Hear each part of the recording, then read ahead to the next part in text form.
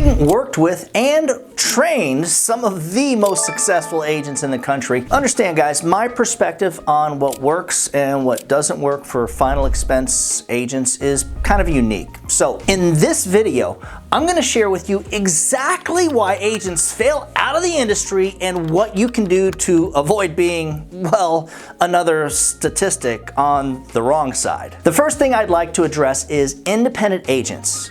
What it takes to be truly independent agents versus captive agents, and the personality and mindset that it takes to be successful as an independent agent. And yes, a thumbs up would be appreciated. And guys, if you're new to the channel, we recommend subscribing. We're putting out new insurance sales content and or final expense sales training videos like pretty much every week. Back in 2013, when I became an independent insurance agent, I had already been a captive agent for years. I was already successful at life insurance sales and had previously been very successful as a home improvement salesman.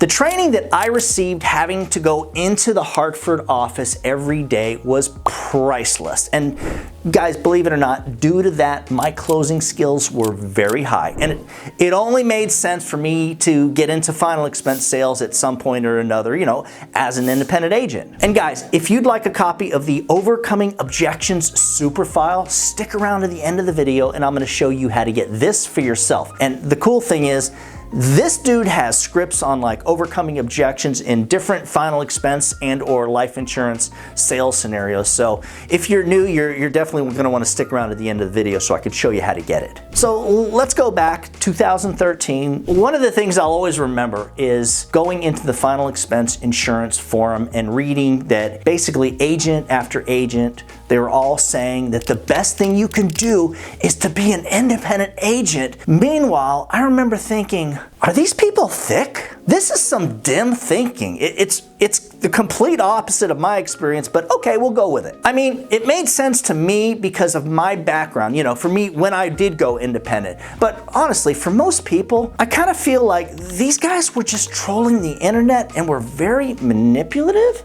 No, they wouldn't do that, would they? So the first thing I suggest doing if you're gonna be an independent agent is to make sure you're actually capable of selling and closing sales. My personal experience is that most people are not.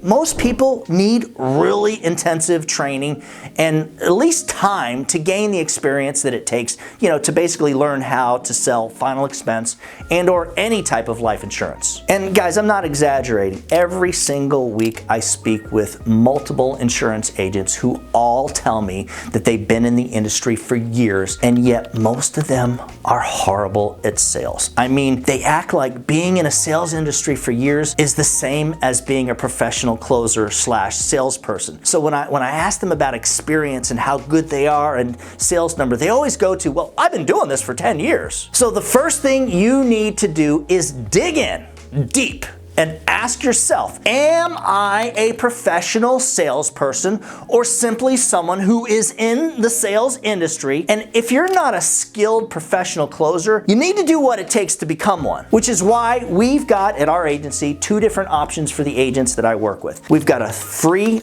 slash, I want to say it's more of a no cost subsidized leads platform. And then we've also got an independent side for people that have a little experience and, you know, want to spend their own money because they know they're going to get everything they want right from the start. The independent agents pay for, you know, their own leads and their appointments and everything else involved, and they get basic training, you know, and it's just basic training. Meanwhile, the agents who actually work our subsidized leads, well, first of all, they don't pay for anything, and they do have one of the highest producing agents and best trainers in the industry, you know, who basically they even get to listen to, you know, while he's selling, you know, while he works with them and helps them to develop their skill set. So it's pretty cool because, you know, he's teaching them the presentation, then they're able to log into his system and watch him close sales using that exact same presentation word for word, which leads us into the personality type that can actually handle being an independent life insurance agent. Just imagine spending at least $1,000, maybe even like up to $2,000 per week on your advertising, right? And you're doing this, and then you have a bad week, and then you have another bad week. Then you get a bunch of chargebacks. I think that some people get so stressed out when this happens that they basically lose their mind a little bit. And to me, honest to God, guys, this is one reason that most people cannot handle being independent agents. They go into this thing where it must be the leads, it can't be them, and sometimes it's just the way sales are. You know, it's just weird. Some days it feels like everybody answers the phone. Other days it feels like nobody answers the phone. And that's kind of how it is. So when you're doing this and you have a couple of bad weeks and it gets to your head, whoo, now you actually do become part of the problem even though you weren't before. And again, the next thing you know, you're going, what could be the problem? It couldn't be me. I've been great.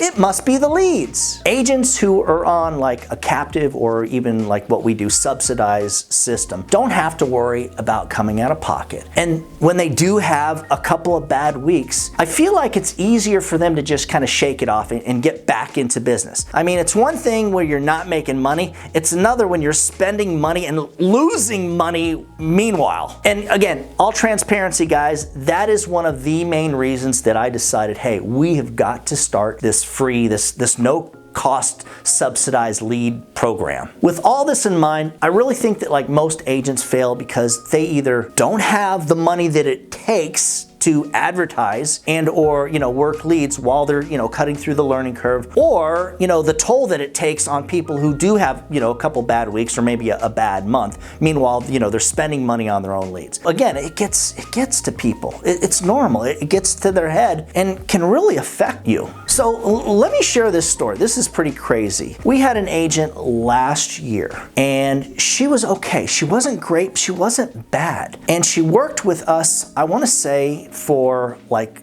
6 or 7 months. And right around Christmas, she said, you know what? It's just not working for me. I just had a really bad month and I don't see the numbers working for me. And so she and I talked more and I had her pull out everything. And here's the crazy part. She was spending around $1,500 a week on her advertising budget. During that time period, she had made right around $80,000 profit. Okay, that's after the cost. So here's the crazy part. She's walking away from this to go to a regular job where now, and by the way, she wasn't killing herself. She was not putting in 40 hours a week. Now she's got to, and the guarantee is $65,000. So 8-month period, she made $80,000 selling insurance because, spending her own money. She had a couple of months that were kind of rough, in between, and December was rough for her. And so she quit and went back to this old job. And here she is right now working 12 months to make less money, and she's guaranteed to work that 40 plus hours per week. Understand, guys, sales isn't for everybody. And I think that's what happened. It just got in her head and she kind of realized this is hard work. And I'm not doing good with the ups and downs. And she kind of realized she was, for her,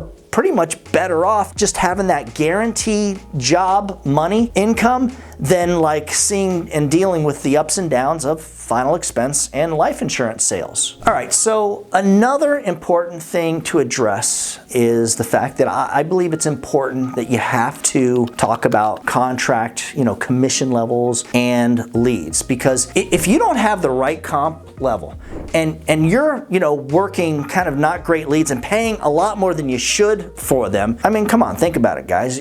You're basically just gonna feel like you're getting ripped off and you're flat out gonna fail. And you know what? Maybe you are getting ripped off. I know the reason our system works so well is because we're generating these leads at like 1/3 of the cost the vendors are selling them at. And we're generating these appointments that you can't even buy from a lead vendor. But when it comes to comp, as an independent agent, your first year commission level for your main, again, level final expense products should at least be 100%. I mean, we're doing it, we start our agents at 100%. One of the carriers, it's even 110%. And if it's graded and or guaranteed issue, it's always gonna be around 20 points less. That's understandable. Buying leads in most cases doesn't work, and here's why, and I hate to say I'm going back from contract levels to leads, but I have to. First off, most lead vendors are just generating a low intent lead at a high price. So even if your commission level is like 110%, the return on the investment in most cases just isn't even there anyways. And it's definitely not like it was,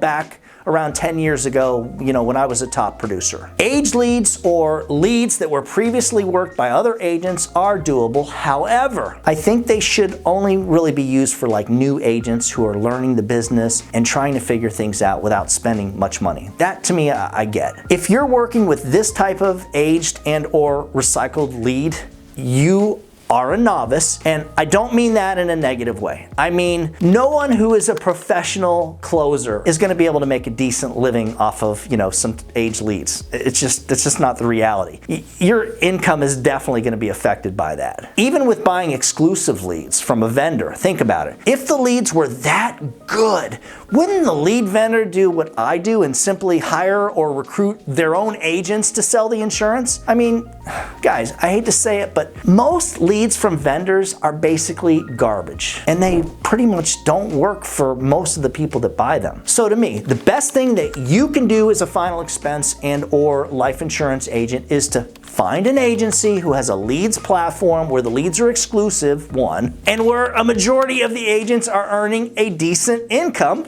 two.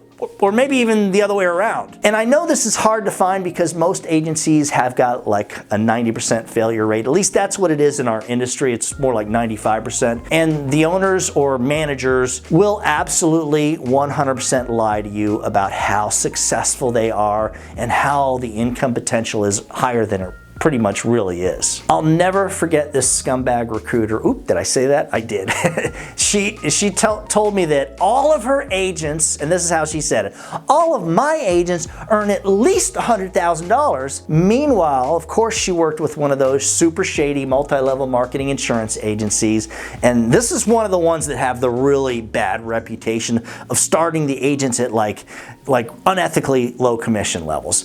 Meanwhile, the agents are paying full price for leads. So buyer beware. Guys, if you'd like a copy of the Overcoming Objections super file that I mentioned at the beginning of the video, just email me at doug@ufesonline.com. If you'd like more information on working with us on our subsidized leads program, where you get the real intensive training and you don't pay for anything, or the independent appointments platform where you can get like 20 to 30 appointments a day, like right from the start, just shoot me an email at that same address. As always, when you put the needs of your clients first, everything else will usually, well, it should fall right into place, right? So do me a favor, whatever happens, make sure that you do something good for someone else today. Happy hunting.